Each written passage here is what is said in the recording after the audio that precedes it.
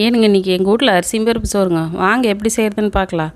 ஒரு குக்கரில் தேவையான அளவுக்கு எண்ணெய் ஊற்றி கடுகு, கருவேப்பிலை, சின்ன வெங்காயம், பூண்டு இடித்ததை போட்டு நல்லா கலந்து விட்டுட்டு 2 காஞ்ச மிளகா, 2 பச்சை மிளகா, 4 தக்காளி பழத்தை வெட்டி போட்டு கொஞ்சமாக உப்பு, மஞ்சத்தூள், மிளகாத்தூள், கொஞ்சம் குழம்பு தூளையும் போட்டு நல்லா கிளறி விட்டுட்டு 2 டம்ளர் அரிசி, 1 டம்ளர் பருப்புக்கு 5 கிளாஸ் தண்ணி ஊற்றி தண்ணி கொதிச்சதையும் அரிசியும் பருப்பு கழுவி உள்ளே போட்டுருங்க.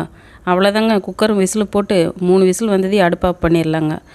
அதுக்கு தொட்டுக்கிறக்கு வடச்சட்டியில் கொஞ்சமாக எண்ணெய் ஊற்றி கடுகு, கருவேப்பிலை போட்டுட்டு வெட்டி வச்சுக்கிற உருளைக்கிழங்கு, கத்திரிக்காயும் போட்டு கொஞ்சமாக உப்பு, மஞ்சத்தூள், மிளகாத்தூள், சாம்பார் தூளை போட்டு நல்லா கிளறி விட்டு 10 நிமிஷம் மூடி போட்டு இறக்குனீங்கன்னா உருளைக்கிழங்கு கத்திரிக்காய் பொரியல் வந்து ரெடி ஆகிடுச்சுங்க. வேணும்னா கொஞ்சம் கொத்தமல்லி தலையை போட்டுக்கோங்க. முதன்னு சோறாக்கி பழகிறப்ப இந்த சோறு தாங்க ஆக்குவோம். அதுலேயும் இந்த தீஞ்சு போன சோறு இருக்குது பாருங்க, அது வேறு லெவல் டேஸ்ட்டுங்க. 3 வேளை இந்த சோறே கொடுத்தா கூட கோயம்புத்தூர்காரங்க நாங்கள் சாப்பிட்டுக்குவோங்க. ஆமாங்க.